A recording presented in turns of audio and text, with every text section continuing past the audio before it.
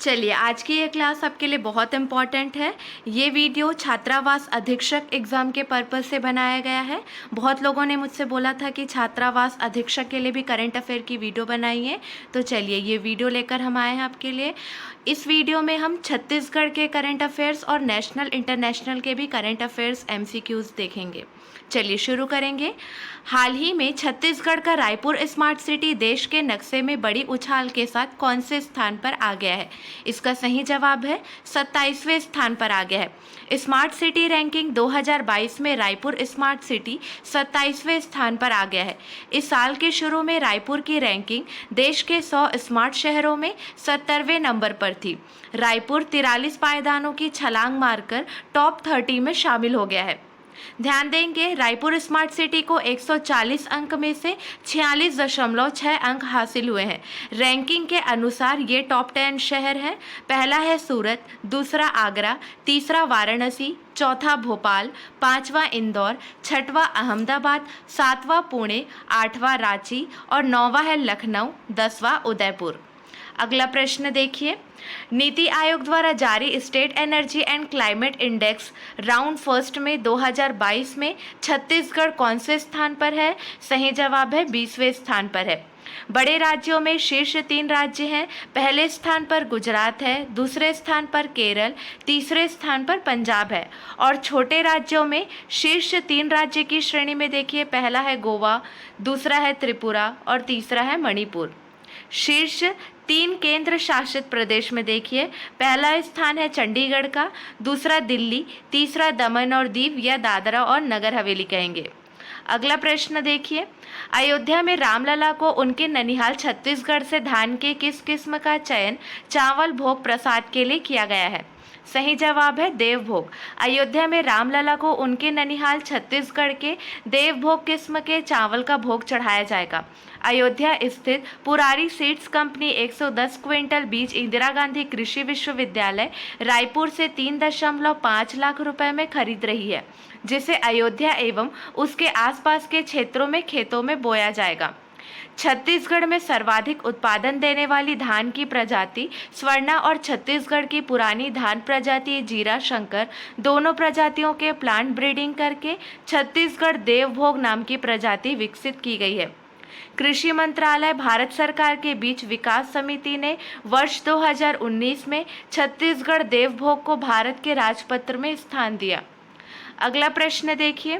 प्रदेश में चालू खरीफ विपणन वर्ष 2021-22 में 21.77 लाख किसानों से सुगमता पूर्वक लगभग कितने मीट्रिक टन धान की खरीदी की गई है? इसका सही जवाब है 98 लाख मीट्रिक टन की खरीदी की गई है। उल्लेखनीय है कि चालू खरीफ विपणन वर्ष 2021-22 में 21.77 लाख किसानों से सुगमता पूर्वक लगभग 98 लाख मीट्रिक टन धान की खरीदी की गई है। धान खरीदी के एवज में किसानों को इस वर्ष लगभग 20,000 करोड़ रुपए का भुगतान किया गया है।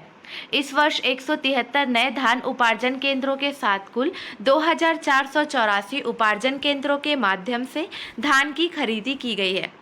अगला प्रश्न देखिए। छत्तीसगढ़ में किस योजना के तहत गांवों में अब तक स्थापित 8,366 गौठानों में से लगभग 350 गौठानों ने तेल मिल एवं दाल मिल की इकाइयां स्थापित किए जाने की कार्य योजना को मूर्त रूप दिया जा रहा है? किस योजना के तहत? सही जवाब है सुरारी गांव योजना के तहत। अगला प्रश्न देखिए। कॉमन लैंड फाउंडेशन ने पायलट प्रोजेक्ट के रूप में छत्तीसगढ़ के कबीरधाम जिले के किन 2 ग्राम पंचायतों का चयन किया है? सही जवाब है धोलबज्जा एवं शंभू पीपर का चयन किया है।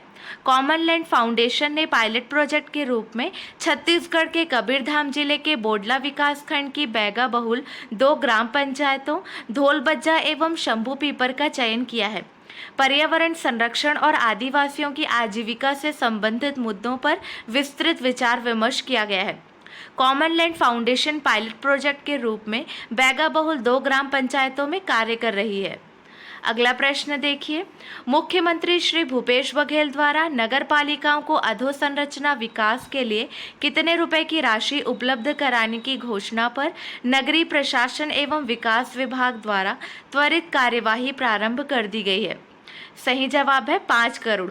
मुख्यमंत्री श्री भूपेश बघेल द्वारा नगर पालिकाओं को अधोसंरचना विकास के लिए 5 करोड़ रुपए की राशि उपलब्ध कराने की घोषणा पर नगरीय प्रशासन एवं विकास विभाग द्वारा त्वरित कार्यवाही प्रारंभ कर दी गई है। मुख्यमंत्री श्री भूपेश बघेल द्वारा नगर पालिकाओं को अधोसंरचना विकास के लिए 5 करोड़ रुपए और नगर पालिकाओं को अधोसंरचना विकास के लिए 3 करोड़ रुपए की राशि उपलब्ध कराने की घोषणा पर नगरीय प्रशासन एवं विकास विभाग द्वारा त्वरित कार्यवाही प्रारंभ कर दी गई है। अगला प्रश्न देखिए, विश्व स्वास्थ्य दिवस 7 अप्रैल 2022 को प्रदेश के कितने आयुर्वेदिक केंद्रों में सियान जतन क्लिनिक की शुरुआत की गई है? सही जवाब है 29। प्रदेश के 29 आयुर्वेदिक केंद्रों में सियान जतन क्लिनिक की शुरुआत की गई है। अगला प्रश्न देखिए, छत्तीसगढ़ के किस जिले को केंद्र सरकार ने अति नक्सल प्रभावित जिले की सूची से बाहर कर दिया है? सही जवाब है कोंडागांव। कोंडागांव पहला जिला हो गया है जिसे केंद्र सरकार ने अति नक्सल प्रभावित जिले की सूची से बाहर कर दिया है। जिले में नक्सल वारदातों में कमी को आधार बनाते हुए यह फैसला लिया गया है। केंद्र सरकार ने छत्तीसगढ़ के कोंडागांव जिले को अति नक्सल प्रभावित जिलों की सूची से भले ही हटा दिया है, लेकिन प्रदेश में अभी भी नक्सल प्रभावित जिले 14 ही रहेंगे। कोंडागांव को सिक्योरिटी रिलेटेड एक्सपेंडिचर जिले में शामिल किया गया है। अभी तक प्रदेश के मुंगेली और कबीरधाम SRE जिले की सूची में शामिल थे, यानी कोंडागांव अब ऐसा तीसरा जिला होगा। कोंडागांव जिला 2012 में बनाया गया था और 2017 में इसे अति नक्सल प्रभावित घोषित किया गया था। अगला प्रश्न देखिए, छत्तीसगढ़ के दुर्ग जिले की किस ग्राम पंचायत को नगर पंचायत का दर्जा दे दिया गया है? सही जवाब है अमलेश्वर। दुर्ग जिले की ग्राम पंचायत अमलेश्वर को नगर पंचायत का दर्जा दे दिया गया है। इस संबंध में छत्तीसगढ़ राजपत्र में अधिसूचना प्रकाशित हो गई है। नगरीय प्रशासन एवं विकास विभाग द्वारा जारी अधिसूचना के अनुसार ग्राम पंचायत अमलेश्वर की सीमाएं ही नगर पंचायत अमलेश्वर की सीमाएं होंगी। नए निकाय के गठन के साथ ही प्रदेश में नगर पंचायतों की संख्या बढ़कर 113 हो गई है। अगला प्रश्न देखिए, छत्तीसगढ़ में बिगड़े बांस वनों की सुधार योजना के अंतर्गत वर्ष 2022-23 में कितने रुपए के बजट का प्रावधान किया गया है? सही जवाब है 78 करोड़ 17 लाख रुपए के बजट का प्रावधान किया गया है। वन एवं जलवायु परिवर्तन विभाग द्वारा संचालित बिगड़े बांस वनों के सुधार योजना के अंतर्गत प्रदेश में 3 वर्षों के दौरान 73,795 हेक्टेयर रकबा में सुधार का कार्य किया गया है। योजना के अंतर्गत वर्ष 2022-23 में 78 करोड़ 17 लाख रुपए के बजट का प्रावधान किया गया है। इससे बिगड़े बांस के वनों में सुधार कार्य में काफ़ी गति मिलेगी। अगला प्रश्न देखिए, प्रदेश में ओबीसी की सबसे ज़्यादा आबादी 73.33% किस जिले में है? सही जवाब है राजनांदगांव में। प्रदेश में ओबीसी की आबादी की तस्वीर लगभग साफ हो गई है। राज्य के 146 ब्लॉकों में अब आबकारी मंत्री कवासी लखमा के सुकमा जिले के कोंटा ब्लॉक में सबसे कम 1.12% ओबीसी है। सबसे अधिक पूर्व सीएम डॉक्टर रमन सिंह के राजनांदगांव में 73.33% है। मुख्यमंत्री भूपेश बघेल का पाटन ब्लॉक 68.18% के साथ 6ठे नंबर पर है। अगला प्रश्न, प्रदेश के शासकीय आयुर्वेदिक महाविद्यालय चिकित्सालय रायपुर एवं बिलासपुर में कब से प्रत्येक शुक्रवार को विशेष मानसिक स्वास्थ्य इकाई के संचालन की शुरुआत की गई है? सही जवाब है 1 अप्रैल 2022। प्रदेश के शासकीय आयुर्वेदिक महाविद्यालय चिकित्सालय रायपुर एवं बिलासपुर में 1 अप्रैल 2022 से प्रत्येक शुक्रवार को विशेष मानसिक स्वास्थ्य इकाई के संचालन की शुरुआत की गई है।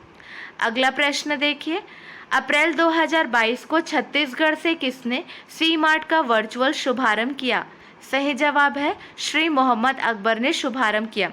वन एवं जलवायु परिवर्तन मंत्री श्री मोहम्मद अकबर ने अपने रायपुर स्थित निवास कार्यालय से सी मार्ट का वर्चुअल शुभारंभ किया। राज्य सरकार द्वारा समूह द्वारा निर्मित उत्पादों की विक्रय व महिलाओं को स्वावलंबी बनाने के उद्देश्य से सी मार्ट की स्थापना की गई है। अगला प्रश्न देखिए, नवा रायपुर अटल नगर में सेवाग्राम निर्माण पर लगभग कितने रुपए खर्च अनुमानित है? इसका सही जवाब है 100 करोड़ रुपए खर्च अनुमानित है। नवा रायपुर अटल नगर विकास प्राधिकरण के मुताबिक महाराष्ट्र के वर्धा की तर्ज पर सेवाग्राम निर्माण के लिए नवा रायपुर के ग्राम खपरी में लगभग 77 एकड़ जमीन का चिन्हांकन कर लिया गया है।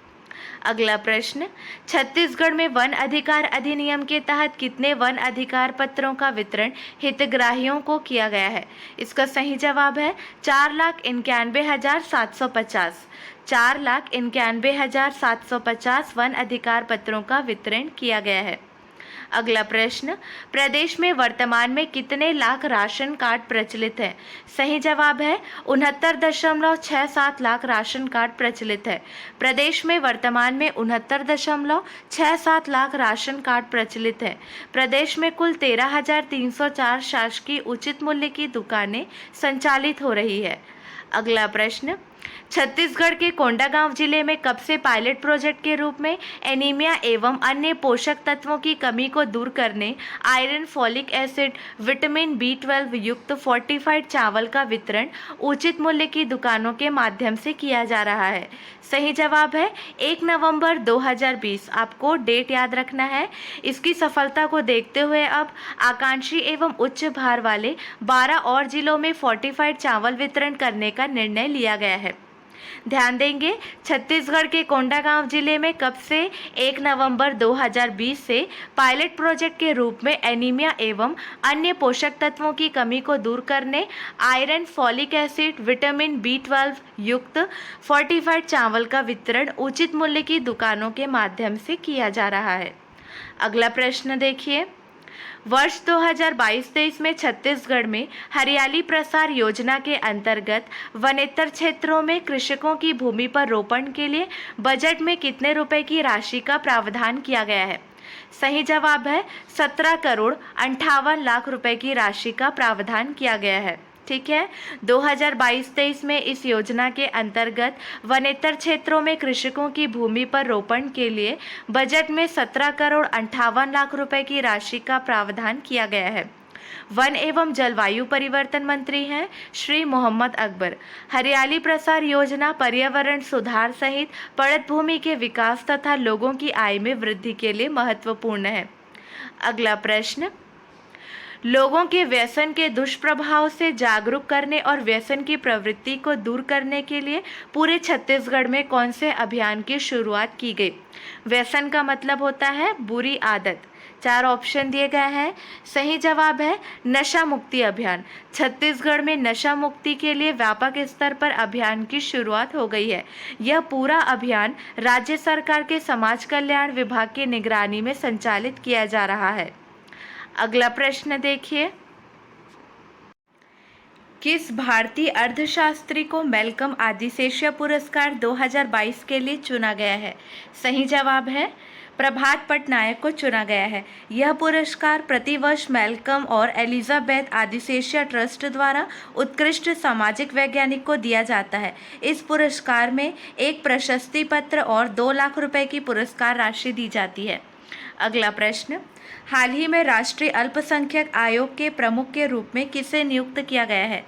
सही जवाब है इकबाल सिंह लालपुरा को नियुक्त किया गया है। देखिए, चारों ऑप्शन को देखिए। हमने इसके पहले प्रश्न देखा था, किस भारतीय अर्थशास्त्री को मैल्कम आदिशेषिया पुरस्कार 2022 के लिए चुना गया है? तो उसका जवाब है प्रभात पटनायक। ठीक है, और इस प्रश्न का जवाब है इकबाल सिंह लालपुरा। हाल ही में राष्ट्रीय अल्पसंख्यक आयोग के प्रमुख के रूप में किसे नियुक्त किया गया है? इकबाल सिंह लालपुरा को नियुक्त किया गया है।